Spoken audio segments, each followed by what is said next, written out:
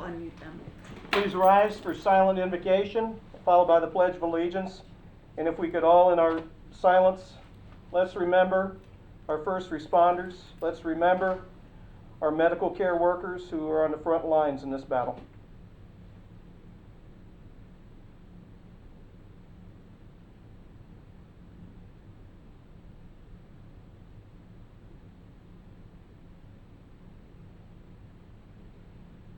Amen.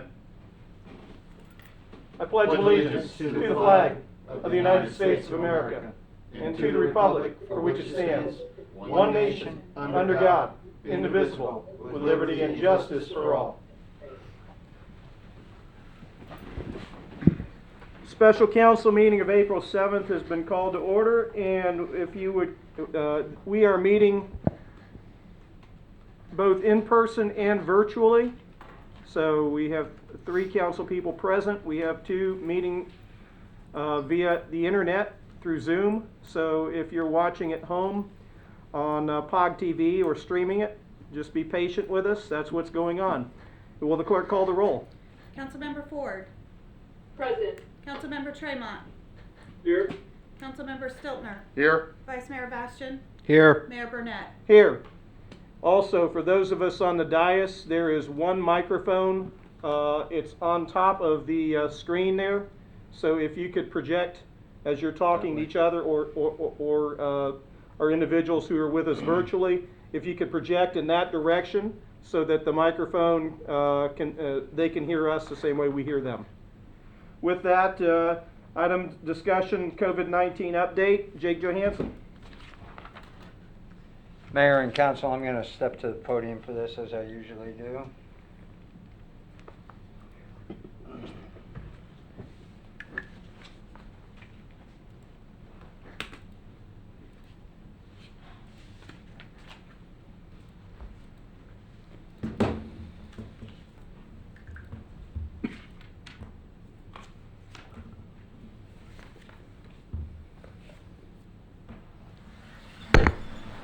Sorry about that.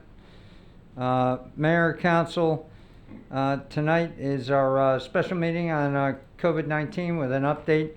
I'd like to go through where we've been and where I expect to be going. On March 16th, you set a declaration of emergency in a special meeting. Subsequent to that, I have executed 11 executive orders.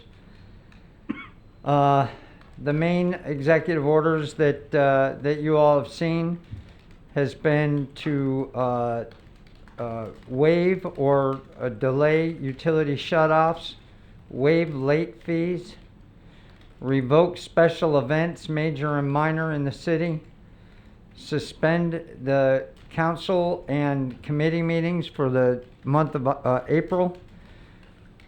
We've closed City Hall and all city buildings. We closed parts of all parks as necessary. We've extended the emergency declaration twice for 2 additional weeks. We've allowed temporary signage for our businesses to make it clear that they're still open for business for those that are not on the road front. And we have 9, Executive Order 9 is procedures in the allowance of virtual meetings. And 10 and 11 were signed yesterday. 10 is the extension, yet another extension, and 11 was the extension? 10 was to extend the utility shutoffs, so we don't shut people off. I think that went through April 16th or 15th originally, and now we've extended it through the 30th.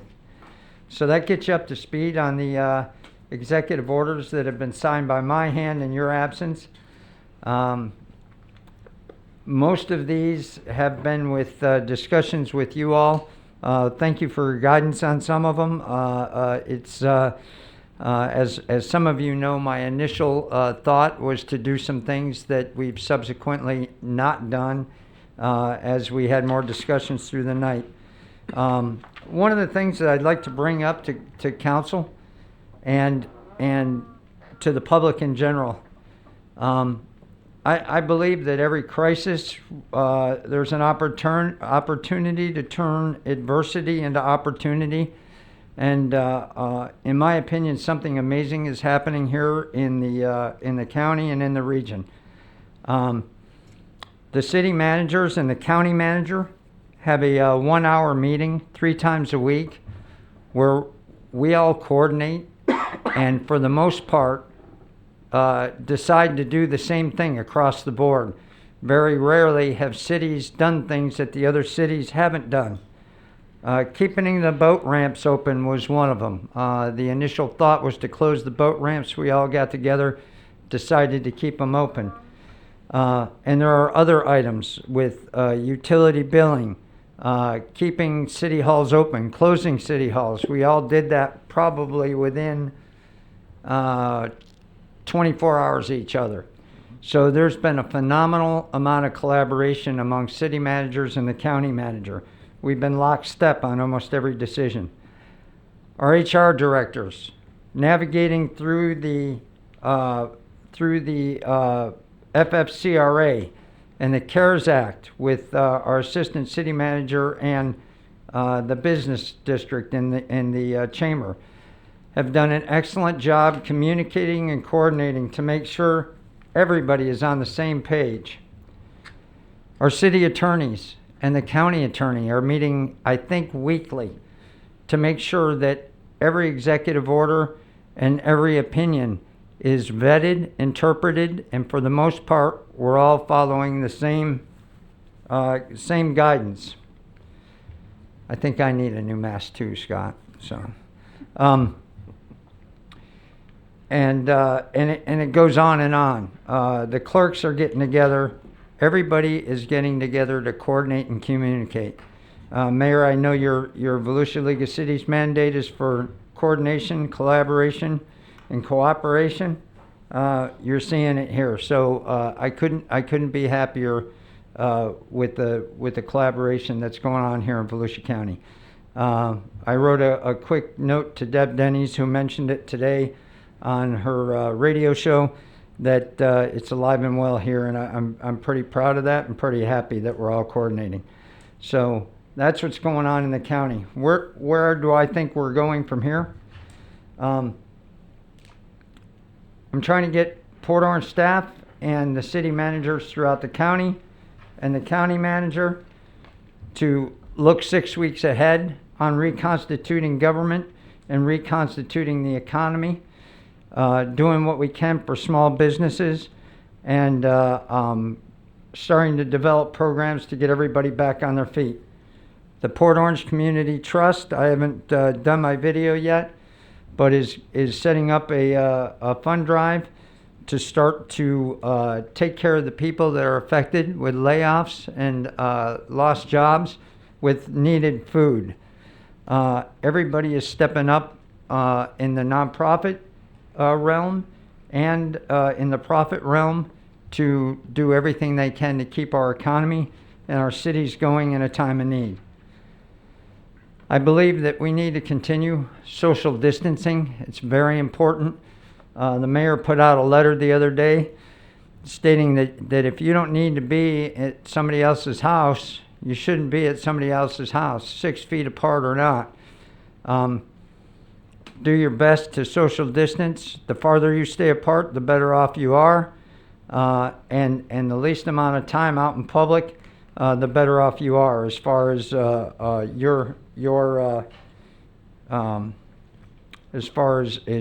your chances of getting the disease or the virus. Ed Kelly in an interview said something the other day that probably about a week and a half ago that struck me as extremely telling. He said, everywhere I go, I act as if the person I'm next to has it, the surface I am next to has it, and in fact that I as well have it. And I treat everything that way. I don't touch people. I don't touch surfaces. I don't let surfaces touch me. I don't let people touch me. And I spend the least amount of time exposed as I can. I think that's a pretty good way of thinking. So other than having my hands on the podium right here, which I'll wash off afterwards, I'm trying to live that life and lead by example.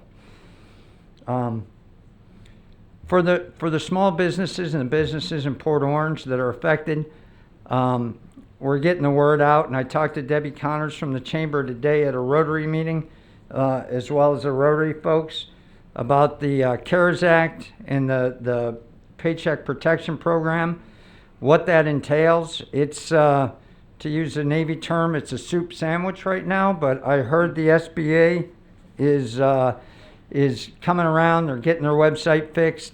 Banks are starting to understand what the program is.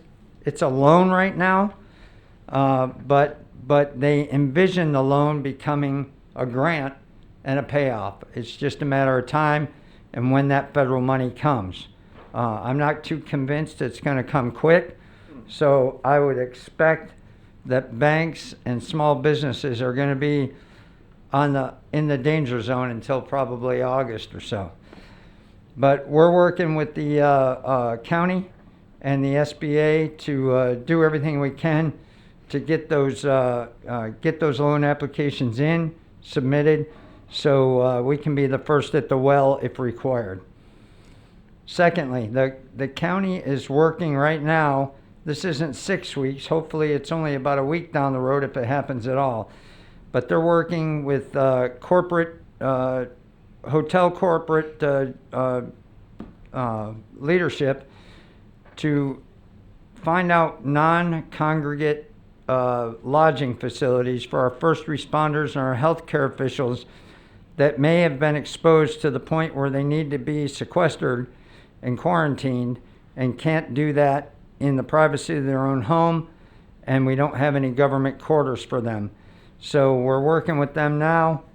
Jim Judge at the county said he was going to work on that and come up with a plan, and they already had some great feedback from some of the corporate hoteliers. So hopefully we'll be moving forward with that should we need it. Hopefully we won't need it here. The report from the Florida Department of Health, and I think I have a call tonight. It's at 5 o'clock. I don't have it. That a company in Tampa is starting to make ventilators. I hear reports that Florida doesn't need ventilators, so I imagine once those get made, they'll be sent up north or wherever they're required, and then filter their way down here again after the peak, the backside of the peak in New York and back here. So I don't expect at this point, based on the numbers, that we'll be in that position for a little while at least. And I imagine it'll be down in Miami and some of the southern counties. So that's pretty much my update on where we are, where we're going. The staff morale is I would say average, above average. We have a few people that have used the FFCRA. We have a lot of people that are telecommuting, and we have a lot of people working in groups of 1 or 2, but social distancing on things they can. We did tree trimming around town. Our contracts are still moving forward. Solid waste is moving forward. Your solid waste hasn't changed at all, and the mowing and landscaping hasn't changed at all yet either. If that does come to fruition and we get multiple positive people that have to stay home, I expect a drop in service level, but not a complete loss of a contract. So that's where we are, and I open it up for questions. Why don't we start at the dais with Scott? Questions or comments? Yeah, and I'll probably have a few more maybe for a second round, Mayor, but That's fine. Jake, Sure. first of all, I just want to compliment city staff and everybody that has been working very hard to put a lot of measures in place. Couldn't be any prouder. So some new things that I'm kind of starting to hear a little bit in the community, a lot of concern for local businesses, tons and tons and tons. And I know that once we get over the other side of the curve, so to speak, things start to flatten out and things get open back up. It's not going to be the same right away. It's not like turning a switch on.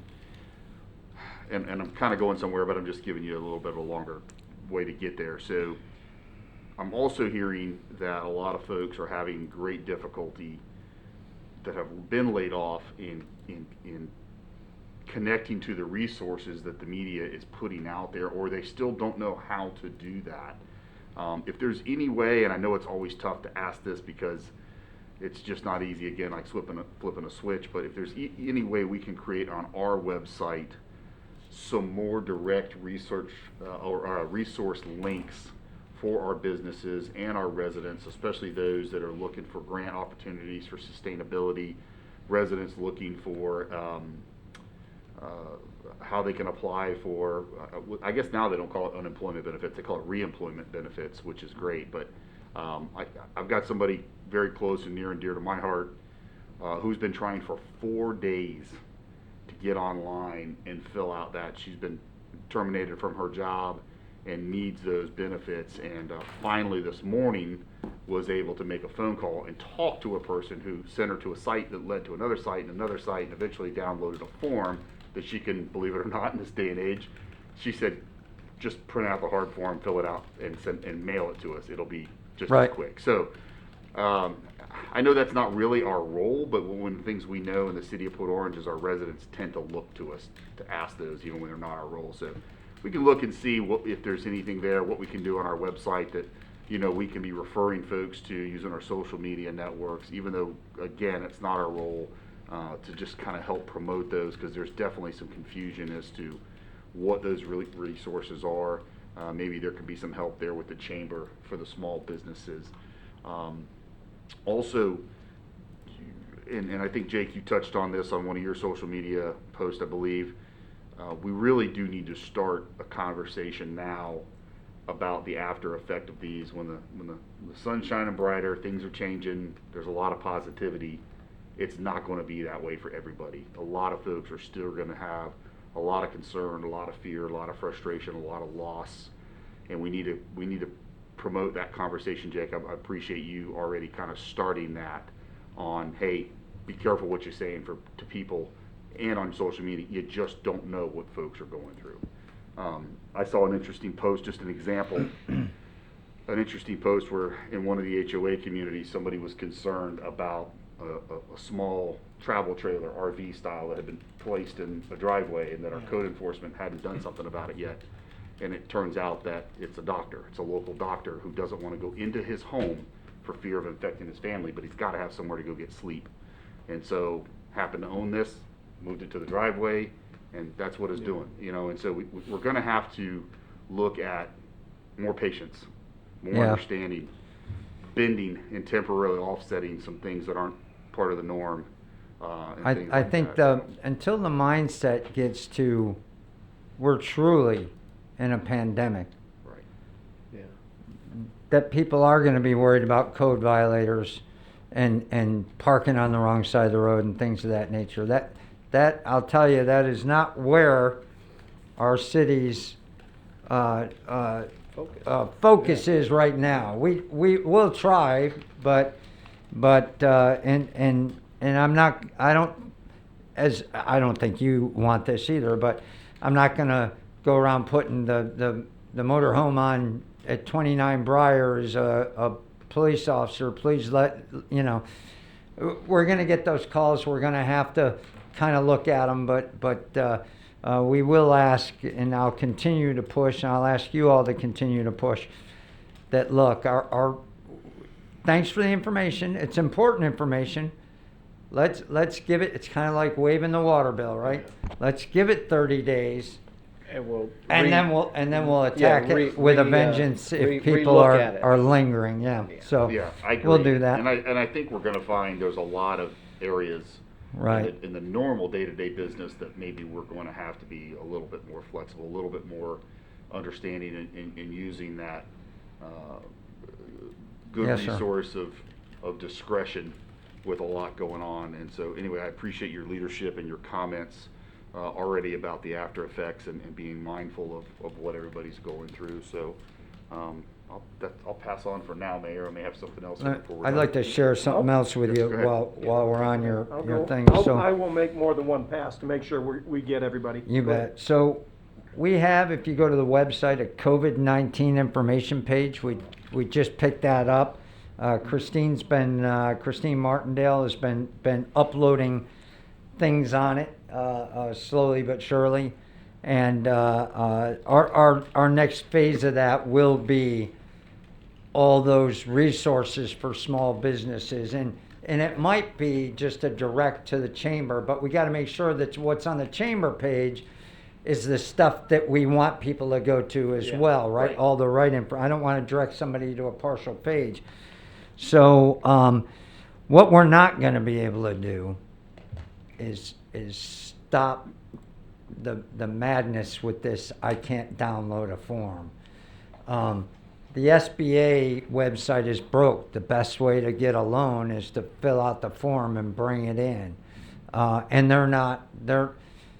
you bring a form in to Seacoast Bank for a small business CARES Act loan right now, a PPP loan. It doesn't go anywhere because the SBA is where it's supposed to go. They're all teleworking too, and their website was down yesterday. So your best bet is to put it in an envelope and send it to DC. It's crazy. So You know, it's interesting you say that, and you may end up being right on that, because here's the other thing I found out trying to help the loved one of mine with the reemployment stuff is, what's the first thing you do? You jump on the internet and you Google it, right? How do I do this?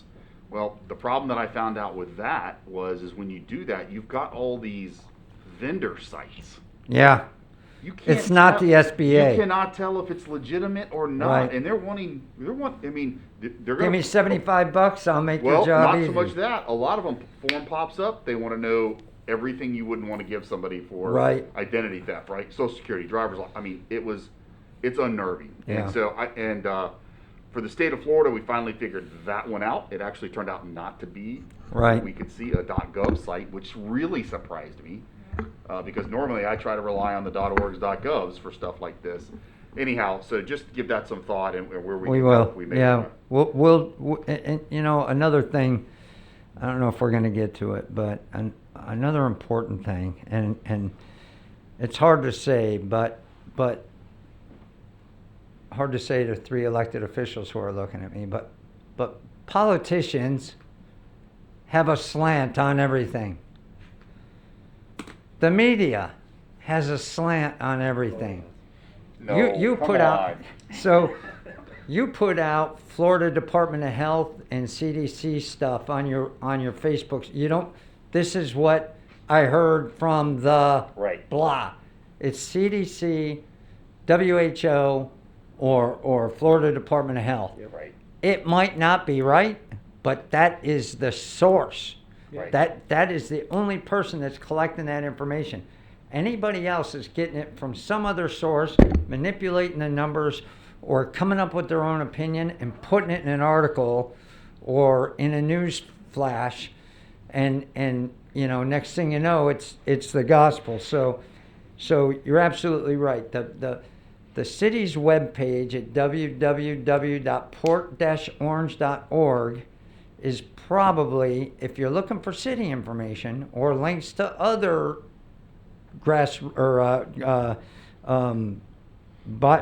other information from people that are known to give good information, then that's the place to go. The other thing is Christine Martindale, as you well know, is not putting anything out on Facebook on the Port Orange City Hall website that isn't a fact from the person who's collecting the data. It might be flawed data, it might not be yet ready data, but it's not. There's no opinion, there's no politics, and there's no opinion or slant in there. So hopefully we're getting out the right information on our webpage. You know, you want to go and hear the political spin.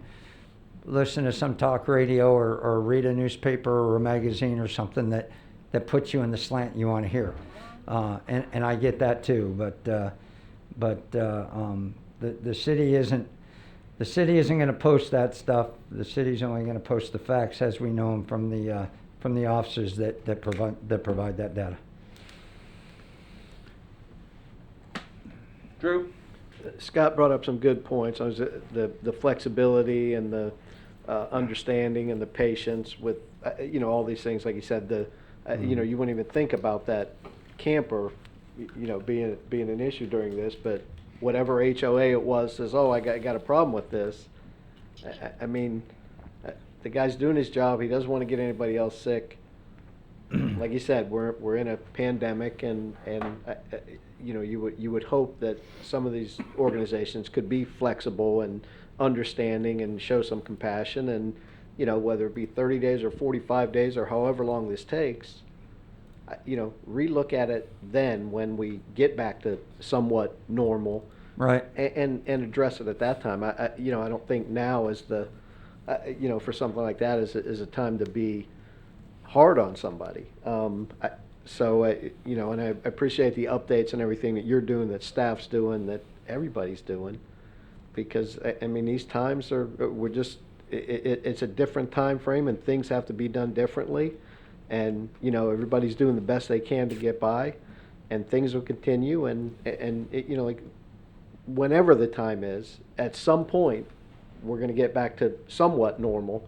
And operations will return to normal, and things will go back, and then we can look at it just like with a hurricane. Every hurricane is different, Right. And we learn things from all of them, and then we go back and do Do it better next they time. dissect it and try, come up with a plan to do things better the next go around. So this is just going to take patience and understanding and flexibility and compassion, and we'll get through it at some point. So, on that theme of turning adversity into opportunity, I was talking to Jamie and Jamie Miller and Alan Rosen. I don't ever want to go back to the way we were. Yeah. I want to go forward into more the way we want to be. I wrote to you all in an email a couple days ago with a sit rep that out of this, there's some bad things that are going to happen, no doubt. Sure. But out of this, we just lunged forward in the city going paperless. By virtue of so I don't know about Robin, but I printed out 2 pieces of paper in the last 4 days. And they were Executive Order 10 and 11. Yeah. And as soon as I get a electronic signature that Matt and I can agree is a legal signature, that'll stop too. But that's the only thing I do, is sign those things. You talk about fortuitous, moving to Workday, and being fully up and running on Workday enabled us to send about 85% of our staff home to telework without any hassle. Seamless. Perfect. Picked up a computer, went home, signed requisitions, contracts flying left and right. I don't think the purchasing department's been here for 3 weeks. I know they're working because I can't keep up with them. Yeah. So just serendipitous that we were done. And so that's what I mean about moving forward. I never want to go back to the way we were, and I'm going to tell the staff that this week is think about where we're going, not getting back to where we were, Yeah. because I never want to go back there. It's a beautiful result based on Yeah. don't ever let a good crisis go to waste. Yeah. So, thanks. Anything else? No. Let's go virtual. Why don't we start with Chase? Hold on. Just a couple things. I echo the same sentiments that colleagues Scott and Drew said as well. Great points made all around.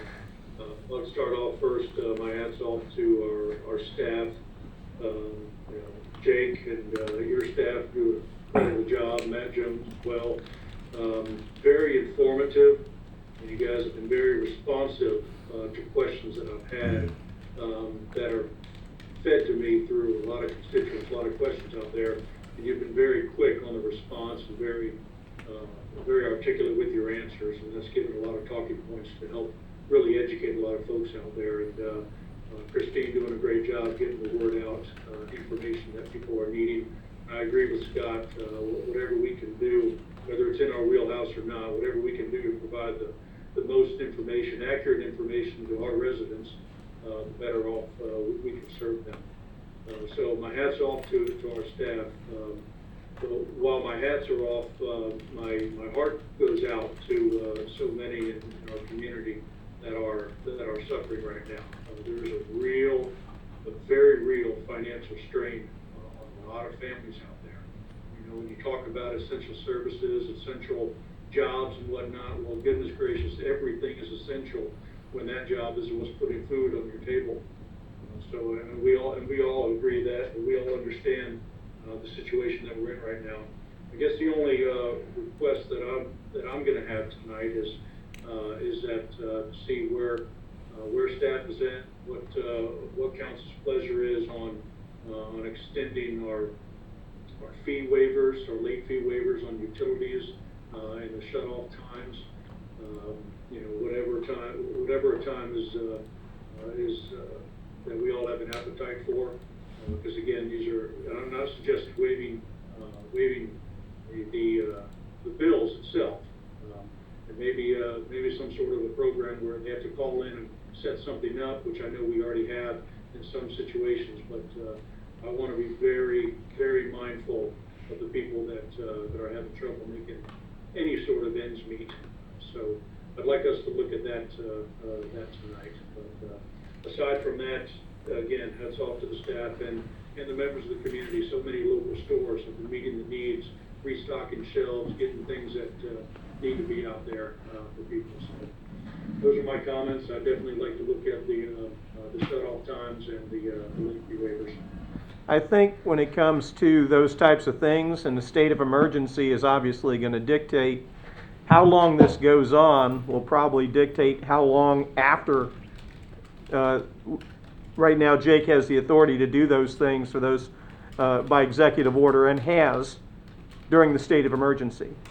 And I think this council, once that state of emergency is over, we're going to have to look at those things. We're going to have to discuss how long and this goes on and how bad it gets for people. I think it's going to dictate our decision making when the time comes.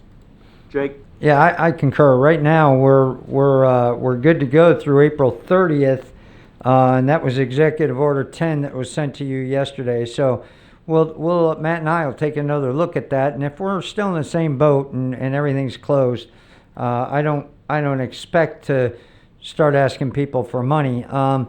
Having said that, we have a bond covenant restriction on just letting that stuff go, as you mentioned. So we'll continue to assess that, and kind of like the storms, if you recall, permitting, things like that, we gave 30 or 60 days depending, and that was a discussion we had with the elected officials. So I expect on the backside of this that'll be a discussion and something we can execute. We already have a pretty liberal payback period for people that are in the Hurt Locker. Having said that, we've never let anybody go 2 or 3 months without paying and then authorize the 6-month payback. So we'll have to see how quick the economy ramps up, how many people affected there are, and we might have to go to an extended payback period for those utilities that aren't payable. Now, I will mention this, though. If you're not paying your utility bill, I would strongly suggest that you don't treat it like a rental and just use it willy-nilly. I'm not saying go to every third day shower either, but you know, if you're like any of my boys, they they're in there for 45 minutes taking showers, and we're going to go to Navy showers if we need to, where you turn the water off. If you can't pay your bill, you ought to be conserving the resource that the bill you can't pay. So I ask that of our citizens that are having problems paying. We understand.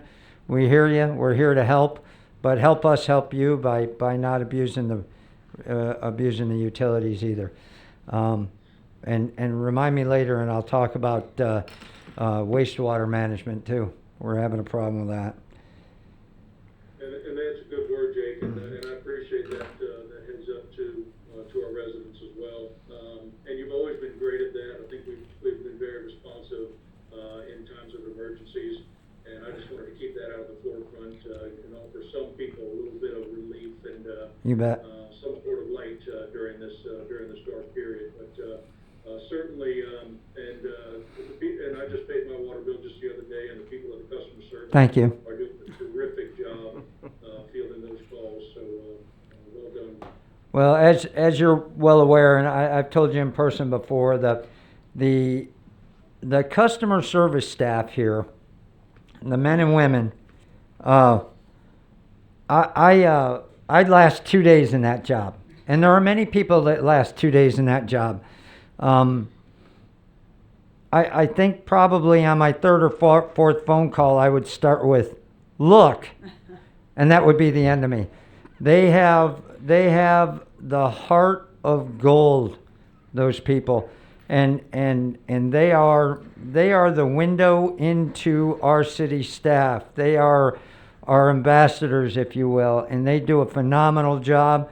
I have never gotten so many compliments from a staff in my life as here in Port Orange, and the majority of them go out to the customer service people. They really do a good job of trying to explain things to people, try to talk them down off the mountain and get them to understand where the city's coming from, where they're coming from, and get them to a point where they can do what they need to do. So it's been quite phenomenal. And I talk to people at a good social distance while they're waiting in line at the drive-thru, and for the most part, people are in good spirits and they're very understanding. So my hat's off to our citizens for having that patience that Scott mentioned earlier. That's it for me now. Thank you. Marilyn?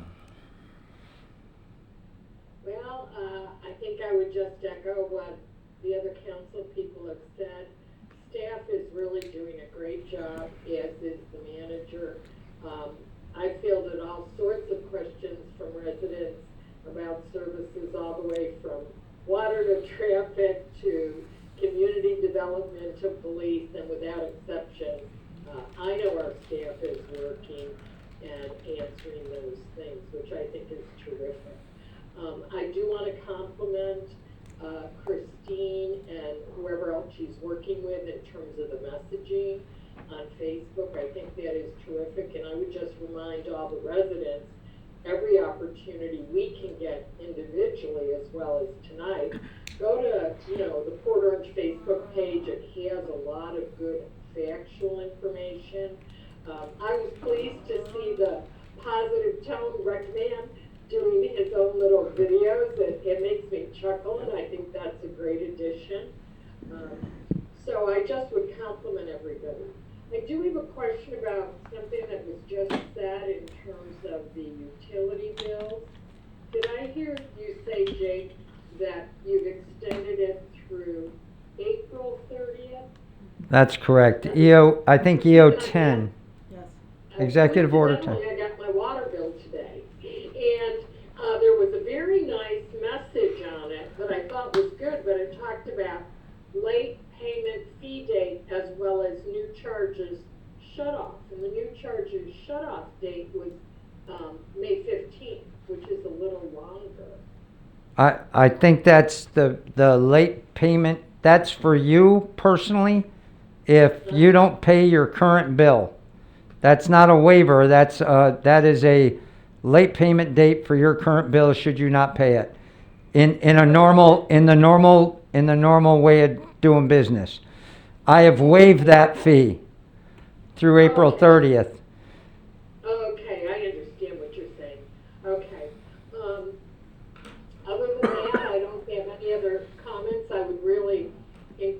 all of our citizens to follow what everybody's saying. Stay home.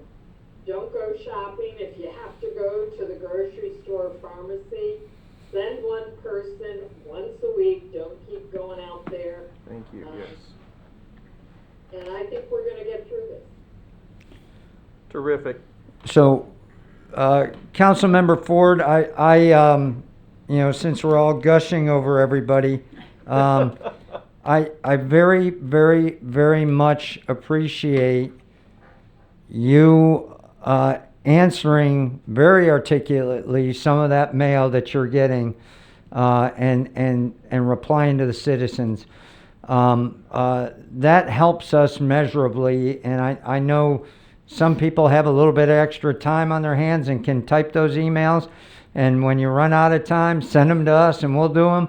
But you've been spot on every one. You've asked a few questions, but replied direct. And I tell you, when citizens talk to me, they very often comment that their council member gave them the answer that they needed. So I think that goes a long way with our citizens. There's a couple ways to do it, but I think your answers have been spot on, and the city staff appreciates it when you know the answer and you just reply and CC me. So I know that it's an issue out there. So thank you very much.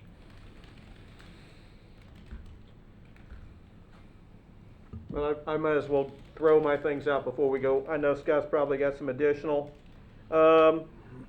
Jake, you and I, it's kind of ironic. I was ready to talk to you about the financial impact on the city, and you brought it up in the same conversation that we had before I had the opportunity. I'm glad that you and your staff have had the foresight. One thing we have to remember, our ad valorem taxes only make up about a quarter of our general fund revenue. A lot of it is based on other things, including our sales tax allotment from the state. And people are not out spending money except on groceries. Right. They're not paying sales tax right now. We are going to see a large dip in our revenues, and we know that that's coming. We don't know how much. We don't know the impact that's going to have on us yet, but it's certainly going to have an impact. So I know Jake and I have had preliminary conversations, but as a council, on the 21st, we'll have one of those issues come up. But I'm just going to ask all my counterparts, be prepared to have those conversations moving forward, because we're going to have some tough calls. And there are going to be some people that are going to be unhappy with us. And that's just the way it is. When you make tough calls, we're not going to make everybody happy. But we need to be prepared, all five of us, in that mindset to be ready for that. And I just wanted to put that out there for conversation right now. I'm glad that Marilyn Ford mentioned it. Councilwoman Ford mentioned the fact that people need to plan their shopping, not hoarding. There is a difference between planning and hoarding. The last 3 weekends, I've gotten a number of calls and emails because of the number of people out on the roads and in the stores, and wanting me to do something or have the city do something to reduce those crowds, reduce those numbers. And when people are taking advantage of what is considered essential services, as long as there's social distancing, they're not necessarily breaking any laws, but it does concern me, those crowds in those stores. And Walmart has done a lot to curb how many people go into their stores. Sam's Club has done the same thing. The flow of the people in the stores. Not every store has done that. So what I am asking is everybody listening and watching at home, I've asked people to stay at home as much as is possible. I have not left my house in an automobile in several days, and when I got on Dunlawton today to come to City Hall, I was kind of amazed at how light traffic was. And I wasn't going to complain to you about traffic today, Jake, for any reason, at least not today. This is not the way to solve the traffic No, problem, it is by not. the way. But what I'm asking people is, let's be smart about our trips to the store. A lot of people, I've always had the mindset, oh, well, I can stop in and get this on the way home. We need to not think that way right now. We need to think a week, 2 weeks out with most of our shopping and minimize our trips to the stores, That minimizes your own contact with other individuals. That minimizes the contact of other people with you. And that's how we're going to get and flatten this curve. There is data now via zip code. And the Port Orange zip codes are not showing the darker, more concentrated numbers that some of the other areas are. And I'm hoping that's because we're doing a good job with social distancing. That does not mean that we have no cases. We absolutely have cases in all 3 of our zip codes. So I'm asking people, let's be smart about things. Minimize your trips to the store. Plan, don't hoard. Planning and hoarding are 2 different things, but let's do a better job. The other thing I want people to think of is because the current state of emergency right now goes through April 30th, do not plan on May 1st being an all-clear day. We should think in our minds that this could extend well past that, and maybe right now I'm thinking Memorial Day. So if we plan with the way we're purchasing, stocking, not hoarding, like I said, that the next 6 to 8 weeks get through Memorial Day. No, you cannot overdo it on. I know you can't buy perishables and that, but anything that you can do to reduce not only the number of trips to a grocery store, but the length of time that you spend in one, that's not only helping you, but that's helping your neighbor. And I really appreciate the fact that people have been patient with each other. For the most part, people observe social distancing. We laugh about it. We joke about it when we go out. Everybody compliments each other's masks. You know, they don't make fun of you. Well, maybe they made fun of me, but that's different. But all the same, we're encouraging each other as a community, and we're here for each other, and I hope that continues. Jake, I know that you wanted to say something about wastewater, but before you do that, people, when you buy the Lysol wipes and the Clorox wipes, they say disposable. They do not say flushable. That means you need to dispose of them in your trash properly. If you send them through the sewage system, you may one day find that you have a little bit of backup in your house. If nothing else, we have more problems processing those at our wastewater treatment plant. But you do not want one day to have a nice little backup in your house, because those things do not break down the way regular tissue does. So remember that. Your Lysol wipes are not flushable. They are disposable, so you need to dispose of them properly. Jake, go ahead. Well, that was it. Oh. There's one thing you can flush, and that's toilet paper. Please concentrate on that. You know, there was a bunch of jokes going around social media about use socks, use rags, use cloths if you run out of toilet paper. Please don't do that. We'll bring it down to the wastewater treatment plant and show you how that ends up, and it's not a pretty picture. So please help us by doing the right thing. One of the other things, Mayor, that you mentioned that I think is extremely important is number one, I don't think one day the gates to the city are going to open up and everybody's going to get back to business. It's going to seem like that on the day the school kicks back in, but I don't expect that to happen till next year. September. So once we go to a state of somewhat normalcy, that is not the day that the city pops into action and does 550 code violations and arrests people and says, okay, your utility bills are due, and everything is not going to be back to normal on the day when we decide it's okay. I expect social distancing will take some time to get back together. I expect our old cultural habits to take a while to get back to what they used to be. I'm hoping a lot of them don't ever go back to the way they used to be. This virus and this pandemic, this crisis, if you will, is different than any other in that it's going to last for 2 or 3 months. And that's enough time to change behaviors for a lifetime. And I'm hoping some of those behaviors do change. For those that are impatient, patience. For those that are huggers, I hope they're still huggers, but a little more careful. I'm hoping everybody continues to spend 20 seconds washing their hands. I'm hoping that we wipe off all horizontal surfaces a little more often. That will benefit us during flu season. It'll benefit our children during cold and flu season. And it'll benefit everybody in this nation and the world if we come out just a little bit cleaner and a little bit more focused on what we're doing. So I'm looking forward to.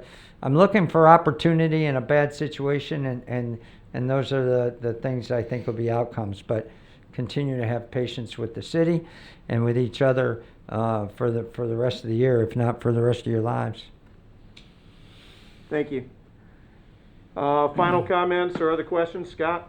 Yeah, just and to follow up on what you were saying, Mayor, and the city attorney actually might find this interesting. So, not only don't flush the Lysol wipes, but what a lot of manufacturers are promoting and touting as flushable toilet wipes are truly not. That's correct. You can flush it, but like we talked about in the last meeting, they don't dissolve. They're creating a problem. Well, I'm doing a little bit more research on that because I had somebody send me a comment. It was like, you got to be kidding me, Port Orange can't figure out how. There are cities across America that have filed major civil litigations against these manufacturers because of what it is doing to their systems and the cost. And some of those in the big cities, it is astronomical. So just because it says flushable doesn't truly mean it's not going to cause a serious problem for your home or for the city's equipment and infrastructure. So you're right, Jake's right. And we It's can. If you all want us to find a way to make it work, we can. But we'll have to do a fee resolution first. Yeah, well, not tonight. So just help us out and stick to toilet paper for Yeah. sure. Toilet paper is the way to go. Just a couple of other quick comments. I was trying to go through some of my messages here. I do want to comment and just recognize that the grocery chains and the supply stores in our city have been absolutely remarkable. Just, we watch it when the hurricanes, but it's usually a 3 to 5 day period where they go just crazy and they get it all done. But to see them sustain that now day after day after day after day after, and you see the same folks that are having to work extended hours and shifts and more stocking and stuff like that, and yet for the most part they still got a really positive attitude, great smile on their faces. So kudos to all the Publixes and the Walmarts and all of them. I mean, they're just really doing an incredible job, and the mayor's right. The supply chain is strong. You might not have exactly what you need tonight or today or whatever when you get there, but there's plenty, and this is more of a, what do we need to get by time period. So I just can't say praise enough on what they're all doing. It's a great thing. Also wanted to comment, the past weekend we'd had some concerns, not only city but countywide, on what was going on with utilizing boat ramps and boating and stuff like that. Huge positives this weekend, was totally a different thing. A lot of folks are staying off the areas that we're asking them to stay away from. Good. Didn't see the congregations at all Saturday. It really was night and day. Not to say there weren't a few here and there, but I saw FWC was out there, Volusia County Marine Services are out there. People are spacing way out. They're following this 50-foot apart thing when they are going there, but not a lot of that. More true boating, more great distancing, stuff like that. So I really encourage people to continue to do that when they're out there, because that is making things a lot easier and life a lot better.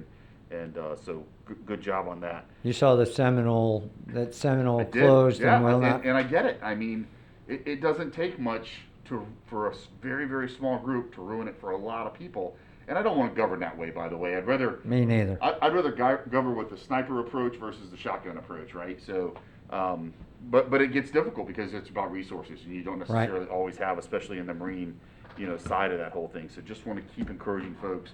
If you're going to go out boating, if the weather's nice, if it's you and your family and you're taking all those measures, stay off the sandbars, stay away from the islands for right now. There'll be plenty of time this summer for that kind of stuff. but enjoy that other stuff. Same thing with our parks, you know. We got open areas that folks can still go to. I've been taking a look at some of them. I'm not seeing folks doing anything other than what we're asking them to do. See a dad and a son maybe playing catch or kicking a ball, but you're not seeing, you know, spontaneous games of baseball and stuff like that, where all of a sudden now you've got 15, 20, 30 kids congregating. So that's working out pretty well. Jake, on a specific thing, if you could just check on this, I'm not looking for an answer tonight. I have gotten a couple of calls of pure concern. There are 3 homeless folks that have taken up almost full-time residency on the sidewalk on Nova Road near Spruce Creek. Mhm. To the fact where at least a good 80%, if not more, of the sidewalk now is completely blocked. They're not there for a couple of hours. By the way, they're not soliciting. They're not panhandling. Yeah, they're living there. They are laid out almost to the point where, and I think what's happened is that people are getting super, super concerned for them. Can we just make sure that we're checking on them, that we've offered every single service that we can think of, that we have at our disposal to take care of those folks, because it does look really dire. And I understand the legal challenges if they don't want our help, but I want to make sure that we can confidently say We might be able, if I recall, this is by the Circle K. Yep. I think, Yeah, in front of. I like- think the Circle K is allowing them to use the restrooms, so I'll try to get. Yes. Yes. Yeah. Yes. Yeah, I'll Yeah. try to get creative on providing them a place that's not there. Well, not so much that. That's great, but also, Good what start. do you need? What do they That's what I need? mean, yeah. Because- Yeah. No, you no know, doubt. I'll put them in touch with Yeah. food banks, Yeah. like I said, Port Orange Community Trust, I think Foundation 37 is gearing up to something. I'll And make there are sure. places still around the county that are operational, more limited now to take care of folks that are in the, that homeless Right. circle and things like that. Unfortunately, it's just not there. There's nothing there for them now. So, Right. and as things change, more and more, I think fewer folks are apt to help out. I'll reach out to a few churches too to see if they can Okay. provide a little support. Yeah, if you can do that and then just give us some feedback so that we can answer to that. Other than that, I think that's really all I've got for right now. Sure thing. Jake, I thought it was interesting, you said something about the unemployment applications, it might be easier to print them out online. Yeah. I just got an email that says that FedEx will print them out for you in their offices and send them off for you for free. Hmm. So it's just, everybody's getting a little bit creative, everybody wants to help everybody, and that's a good thing. Yes, it is. Drew, I don't have anything further to that. all right? Chase Tremont, Hold on. As an athlete, to all the residents, as an athlete, I remember we had a saying that you kill a gnat with a sledgehammer. Basically, that just meant kept the pressure on, no matter what the situation was. And Port Orange thus far, has pretty good numbers. We're doing well. So I would say continue to do what we've been doing to give us that success. And I say our numbers have been good, but the fact is we don't have enough testing to really determine that. But we haven't heard of any horrendous cases that I'm aware of coming out. So I just encourage, and Marilyn really spoke well to it earlier, as many others have as well. Continue to do what we're doing, keep the pressure on, act accordingly so we can get back to a normal way of life. thank you. Marilyn? Yeah, Say again? nothing to add? Okay, thank you. With that, we do have a planned scheduled meeting on April 21st. I imagine that we will have a similar format. I am debating, trying to figure out how I can run that meeting from a distance. By then, some of the projections have us at our peak, which means it would be the most serious around us. So I know that Jake is already working on things that we can do for that agenda to make that meeting go smoothly, and also the things that we can put off for another time that might require discussion and public participation. because those things that draw public participation, unless it's necessary, I would really, unless we have to do it because of time pressures, we do need to look at ways that we can delay those things. Really, I think just the bottom line for people is this. So far, so good. We've talked about social distancing. We've talked about reducing the numbers of people out, reducing contacts. Us as a city government, us as a county, as a state, we can set the tone. We can tell people what they can and cannot do within certain parameters. But the bottom line, it is up to the individuals that live in this city to make good decisions. It's up to them to make good decisions for themselves and the people that are around them. It's really going to be up to every person and their own behaviors. Collectively, how that pans out collectively is going to decide how we fare in Port Orange. And I want us to come out the other side. And once we do, we'll be looking at ways that we can help people. We'll be looking at ways to help our businesses, getting people back to work, and the things that we have to do because we don't want to add to the number of people living on the sidewalk. Jake, you have anything else to add? Yep, before we I go? sure do. A couple closing comments from the city manager. We have next, or on the 21st, we have two public hearings, two second readings that I've talked at length with the attorney about, and we feel that those two that we've heard enough about that you all can hear the second reading. We can get the right amount of public comment that we need, or that the public thinks they need, and vote on that. But in the future, if we have virtual meetings, there's been discussion throughout the attorneys in the county at the city manager level about pushing off quasi-judicial hearings until we can get back to normal where the public is invited in. Right now on the 21st, the public is invited to city council, to city hall one at a time to speak. We'll be using staff and social distancing, but to usher them in and usher them out. It won't be a place to loiter. Our normal crew of regular attendees will have to watch from home. We'll have plenty of opportunity for them to speak either by phone or written comment, but you won't be able to loiter and just make comments on things of a general nature because you want to make a comment without some prior thought, I guess. And we have a standard group of people that do that. But consideration should be given and discussion should be had on the 21st about how far do we push quasi-judicial meetings if we go virtual for another 2 months, and do we want to just push them off? Do we want to assume some risk, or assume some risk in having people attend, or assume some risk and not having them attend and be a little bit at risk at not hearing the public appropriately? So those will be discussions to have on the 21st in depth, but something I want you to start considering now. I think that should do it. Let me check with the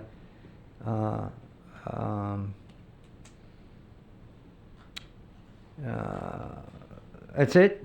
Chief Grimaldi, by the way, oh, by the way, Chief Grimaldi did go and talk to the homeless folks on the sidewalk today, and we'll stay at it and see if we can find some alternatives for them. Very good. Does the city attorney have anything to add? No, sir. Okay. See, he made an appearance. And that was to make sure that he got his suit on television, if nothing else. Jake, Ladies, gentlemen, appreciate y'all being here this evening. I'm sorry. Will Scott Mules be able to break out revenue projections on just toilet paper sales alone? Yeah, we may be over the We top may be with all that, right? So, yeah, the gas tax will go down, the toilet paper tax will go up. Scott's got a cash flow scenario driven thing that we're gonna go over tomorrow. I haven't seen it, well, I've seen it, but I haven't played with it yet. his he, you know, he's a glass half full guy, so he says it doesn't look as bad as I thought it would. So we'll take a look, but obviously we're not getting revenue from Susan. Shame on her, but she just can't generate revenue like she used to when we had rec sports. She's gearing up toward summer fun. Hopefully that'll go down as planned, but if it doesn't, that'll take a hit. Some of our other taxes will also take a hit, and we'll talk on the 21st about. You'll make a decision on the rec on the 21st, whether we're gonna hold off on that, and we'll give you the details on that. And there's a bunch of other projects out there that we can kind of drag our feet on, and maybe save a buck or two here or there, which will put us in excess at the end of the year and set us up maybe for a little bit of success next year if we need it. We can play that card closer to October. So that's all I have. Anyone else? Last bite at the apple? With that, and we'll see you all on the 21st. Thank you very much. Appreciate it. Have a good night.